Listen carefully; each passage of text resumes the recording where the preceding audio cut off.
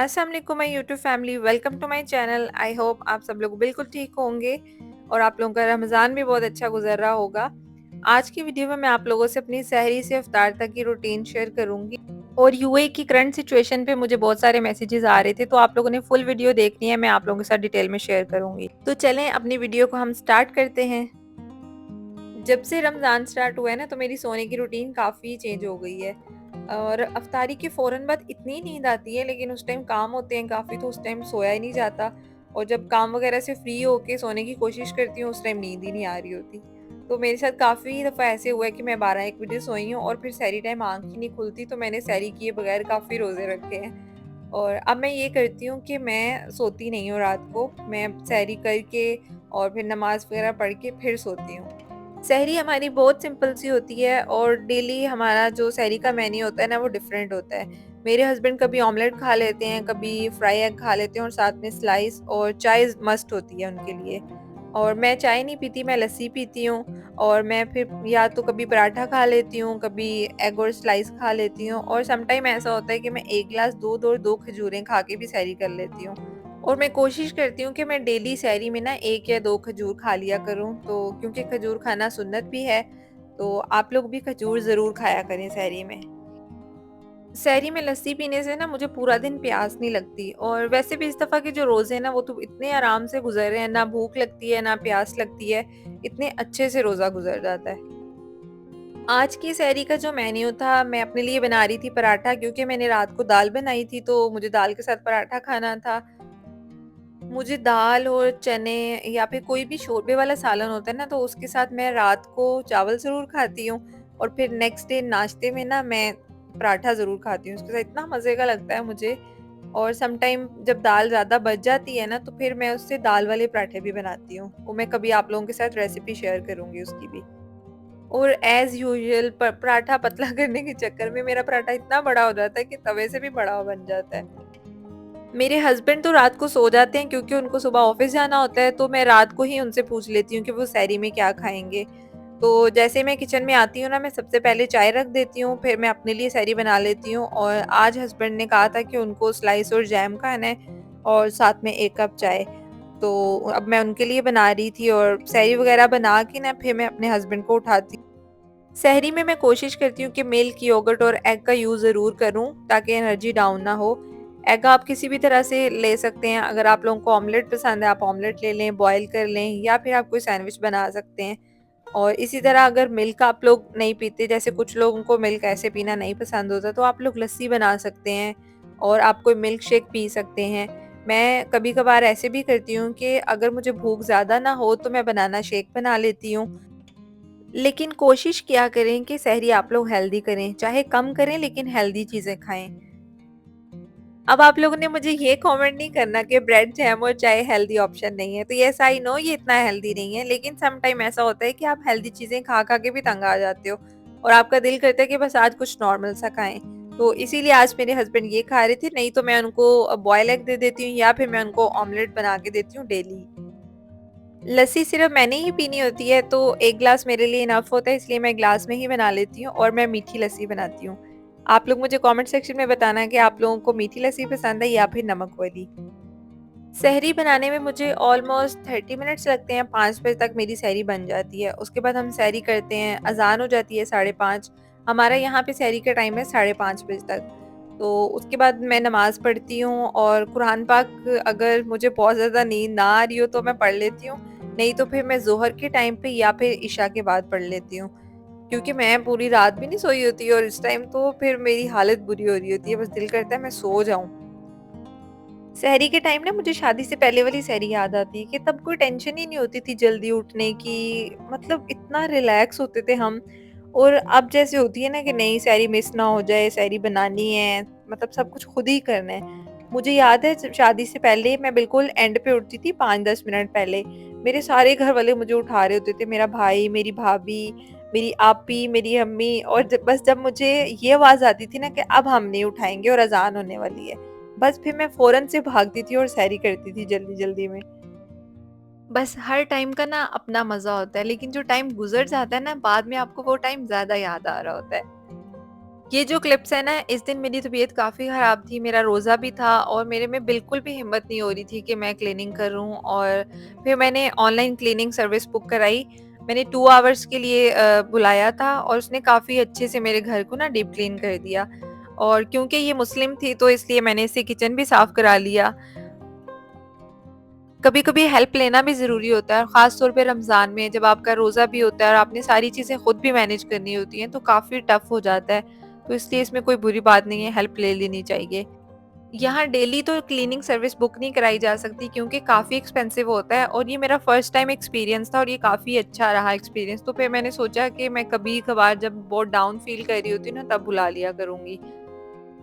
ये next day के clips हैं और अब जैसे समर स्टार्ट होने वाला है तो मैंने ये फैन साफ कर लिया था और फिर अब मुझे विंटर्स के कपड़े रखने थे और समर के निकालने हैं। तो मेरी एक ये पैंट थी और शर्ट थी, इस पे मैंने एक स्टॉलर लिया था, उससे ना ये उसके धागे वगैरह लग गए थे और ये उतर ही नहीं रहे थे। तो फिर मैंने एक ये लिंट रिमूवर रोलर मंगवाया हुआ था, मैंने कहा इसको यूज़ करती हूँ और इससे ये काफ़ी अच्छी तरह से साफ हो गया था। ये देखें, अभी आपको वीडियो में नज़र भी आ रहा होगा। जब से रमज़ान स्टार्ट हुआ है ना, तो मेरी ये डेली की रूटीन है कि मैं जब उठती हूँ फिर मैं घर को साफ वगैरह करके फिर कोई ना कोई काम निकाल लेती हूँ और उसको कर लेती हूँ, क्योंकि मैं ये बिल्कुल नहीं चाहती कि मैं सारी चीज़ें इकट्ठी कर लूँ और फिर रमज़ान के बाद मेरे पे ज़्यादा बर्डन हो जाए। मैंने कुछ टाइम से प्रैक्टिस स्टार्ट की हुई है टू डू लिस्ट की। मैं रात को डेली जो भी नेक्स्ट डे के टास्क होते हैं वो लिख लेती हूँ और फिर मैं उनको कंप्लीट करती हूँ। इससे आपका टाइम भी काफ़ी सेव हो जाता है और चीज़ें बहुत अच्छे से मैनेज हो जाती हैं।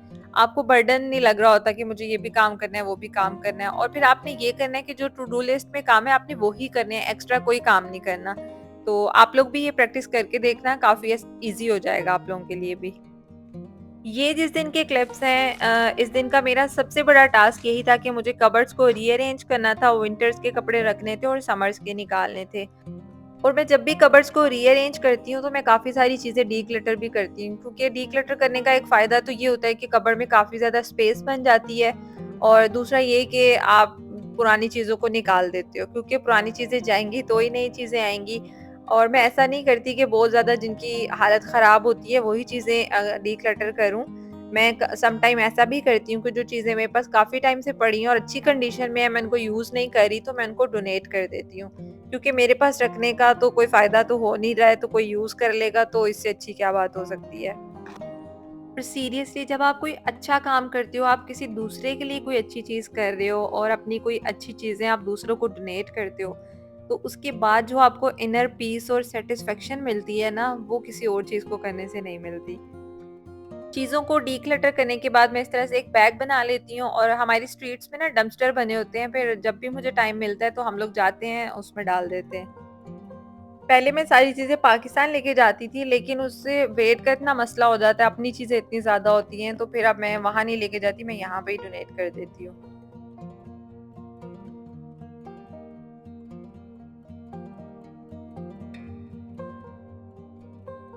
इस वीक मुझे ग्रॉसरी भी करनी थी, तो मैंने सारी ग्रॉसरी ऑनलाइन ऑर्डर कर ली थी और घर पर ही डिलीवर हो गई थी। क्योंकि आजकल हम अवॉइड कर रहे हैं कि हम ज़्यादा बाहर ना निकलें, क्योंकि जो भी सूरत-ए-हाल चल रही है आप सबको ही आइडिया है। लेकिन मैं यहाँ आप लोगों से एक बात ज़रूर कहना चाहूँगी कि प्लीज़ सुनी-सुनाई बातों पर ज़्यादा यकीन ना किया करें। मुझे काफ़ी लोगों के मैसेजेस आए कि यहाँ हालात कैसे हैं, तो मैं आप सबको बता दूँ कि अल्हम्दुलिल्लाह हम लोग बिल्कुल ठीक हैं यहाँ पे, सब कुछ नॉर्मल है, हमारी लाइफ बिल्कुल नॉर्मल चल रही है, हम लोग ने बाहर निकलना हो तो हम बाहर भी निकल जाते हैं, ये नहीं कि हम घर पे ही रहते हैं। लेकिन हाँ, यहाँ ये है कि कभी-कभी हमें सेफ्टी अलर्ट्स आते हैं, तो हम कोशिश करते हैं कि बगैर ज़रूरत घर से बाहर ना निकलें। और ऑनेस्टली मुझे लगता है कि ऐसा करना भी चाहिए, क्योंकि अगर ये मुल्क हमें इतनी फैसिलिटीज़, इतनी प्रोटेक्शन देता है, तो हमारा भी फ़र्ज़ बनता है कि हम इनके साथ कोऑपरेट करें और इनके रूल्स को फ़ॉलो करें। और अगर इनकी मैनेजमेंट की बात करें तो वो तो कमाल है, मतलब सिचुएशन जो भी हो हमें हर चीज़ टाइमली अवेलेबल होती है। अगर हमें ग्रॉसरी चाहिए, ग्रॉसरी हमें टाइम से मिलेगी, हर चीज़ हमें टाइम से मिल जाएगी।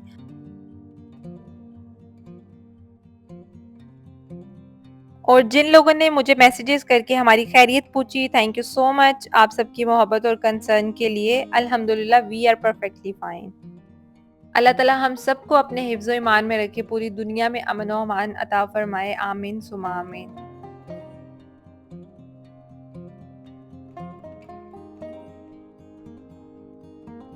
वीडियो में क्या चल रहा है मैं आप लोगों के साथ वो शेयर करती हूँ। मैंने ग्रोसरी के साथ फ्रूट्स भी ऑर्डर किए थे और कुछ फ्रूट्स जैसे बेरीज, स्ट्रॉबेरीज और चेरीज वगैरह होते हैं, मैं इनको प्रिजर्व कर लेती हूँ, क्योंकि अगर इनको प्रिजर्व ना करो ना तो ये बहुत जल्दी ख़राब हो जाते हैं। तो अगर आप लोग भी इस तरह से थोड़ा-सा इसको प्रिजर्व कर लें तो ये 1 वीक के लिए आराम से चल जाते हैं। अच्छा, इनको प्रिजर्व करने के लिए मैं क्या करती हूँ, पानी लेना है आपने, उसमें थोड़ा-सा आपने सॉल्ट डालना है, बेकिंग सोडा डालना है और उसको मिक्स करके सारे फ्रूट्स को आपने डिप करके 10 टू 15 मिनट्स के लिए रख देना है। और बाद में अगर आप लोग चाहें तो आप इस तरह से इसका पानी निकाल के वॉश भी कर सकते हैं, और अगर आप लोग इसको ऐसे भी रख दें, बस जब यूज़ करनी है तब इसको वॉश करके यूज़ कर लें, तो ऐसे भी ये 1 वीक के लिए आराम से आप इसको प्रिजर्व कर सकते हैं।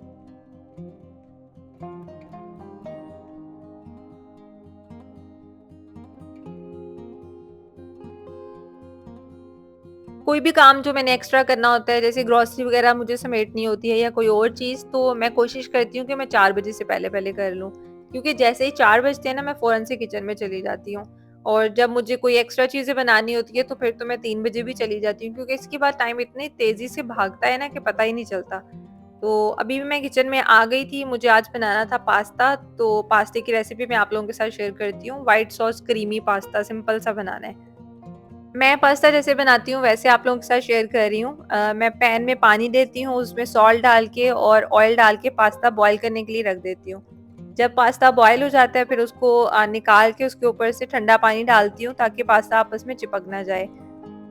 फिर उसी पैन में बटर लेती हूँ, गार्लिक डाल के इसको थोड़ी देर फ्राई करती हूँ, और गार्लिक का मैं 1 क्यूब डालती हूँ। जितना पास्ता की क्वांटिटी है आप लोग उसके हिसाब से देख के डाल देना। मैं जो बना रही थी उसके लिए 1 क्यूब काफ़ी था।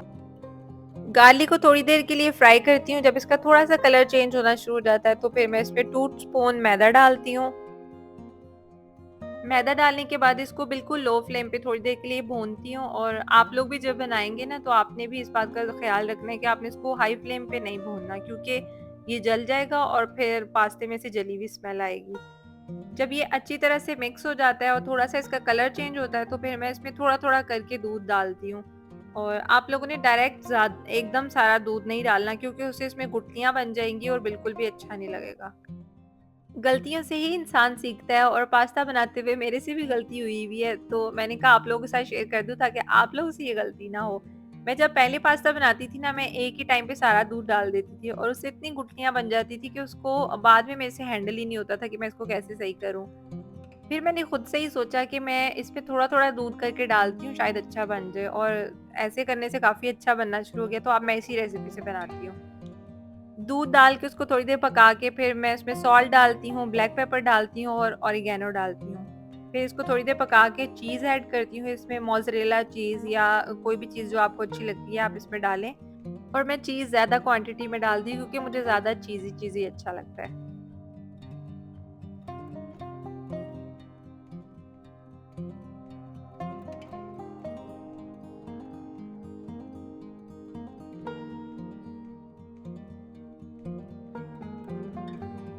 ये देखिए, देखने में कितना यम्मी लग रहा है, इतना चीज़ी-चीज़ी लग रहा है। अब इसके बाद मैं इसमें पास्ता डाल दूँगी, और पास्ता भी एकदम आपने सारा नहीं डालना, इसको भी थोड़ा-थोड़ा करके डालना है और मिक्स करते जाना है। आज मेरा प्लान था कि इफ्तार में ये बनाऊँ और साथ में कुछ चीज़ें और बना लूँगी। अच्छा, इसको अच्छी तरीके से मिक्स करके ना फिर इसमें दोबारा से मैं थोड़ी-सी चीज़ ऐड करती हूँ, और फिर एंड पे इटालियन हर्ब्स थोड़े से स्प्रिंकल करती हूँ और फिर इसको दम पे रख देती हूँ। थोड़ी देर दम पे रखने के बाद आप इसको खाएँगे ना तो यार इतना यम्मी लगता है, ये इतना चीज़ी-चीज़ी होता है, बहुत मज़े का टेस्ट होता है इसका। आप लोग इसको ज़रूर ट्राई करना। अब मैं साथ-साथ किचन समेट रही हूँ, बर्तन जो हैं वो भी धो दूँगी। मैं जब भी किचन में होती हूँ ना तो मैं फ्री नहीं रहती। मुझे होता है कि बस किचन में हो ना, तो जो काम हो रहा है उसको होने दो। तो बर्तन तो मैं साथ-साथ ही वॉश कर लेती हूँ। इससे टाइम भी सेव हो जाता है और आप जल्दी फ्री होके किचन से बाहर निकल जाते हो। मैं डेली तो सालन नहीं बनाती, लेकिन अगर जिस दिन मुझे बनाना होता है ना तो मैं कोशिश करती हूँ कि मैं इफ्तारी से पहले ही बना लूँ, क्योंकि इफ्तारी के बाद ऐसी चीज़ें करने का बिल्कुल दिल नहीं करता। तो मैं आप लोगों के साथ शेयर कर रही हूँ दाल कद्दू की रेसिपी, जो कि बड़ी आसान सी है।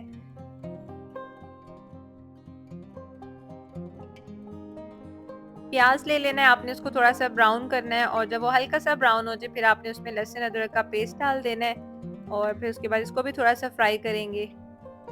फिर इसमें टमाटर, हरी मिर्ची डाल के थोड़ी देर के लिए इसको फ्राई करना है, और फिर इसमें जो भी मसाले आप डालना चाहते हैं वो डालें। मैं इसमें डालती हूँ नमक, लाल मिर्च, हल्दी, पिसा हुआ धनिया और चिली फ्लेक्स। अगर आप लोग इंस्टेंट पॉट या कुकर में बना रहे हैं तो दाल को आप लोग 30 to 40 मिनट्स के लिए भी भिगो सकते हैं, लेकिन अगर आप लोग किसी दूसरे पॉट में बना रहे हैं तो विदाउट प्रेशर तो आपने उसको ओवरनाइट सॉक करना है या फिर आप लोग सुबह भी उसको कर सकते हैं। मसाले वगैरह डाल के उसमें थोड़ा सा पानी डाल के मैंने उसको भून लिया है और अब मैं इसमें दाल डाल दूंगी और फिर थोड़ी देर बाद साथ ही मैं इसमें कद्दू डाल दूंगी। थोड़ी देर पकाने के बाद इसमें थोड़ा-सा मैं पानी डालूँगी और कद्दू भी अपना पानी छोड़ता है, इसलिए ज़्यादा पानी नहीं डालना। इंस्टेंट पॉट में 10 टू 15 मिनट्स लगते हैं और ये पक जाता है। अगर आप लोग कुकर या इंस्टेंट पॉट यूज़ करते हैं तो उसको अच्छे से लॉक किया करें, क्योंकि ये चीज़ें बहुत डेंजरस होती हैं।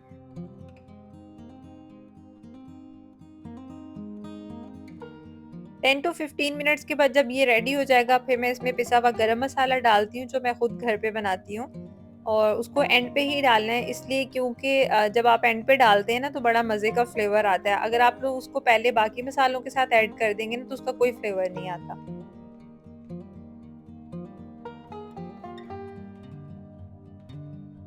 सालन वगैरह बनाने के बाद फिर मैं अफ्तारी बनाने लग जाती हूँ, और मेरा अफ्तारी का डेली का मेन्यू डिफरेंट होता है। कभी मैं ज़्यादा चीज़ें बना लेती हूँ और कभी बहुत नॉर्मल सी अफ्तारी होती है।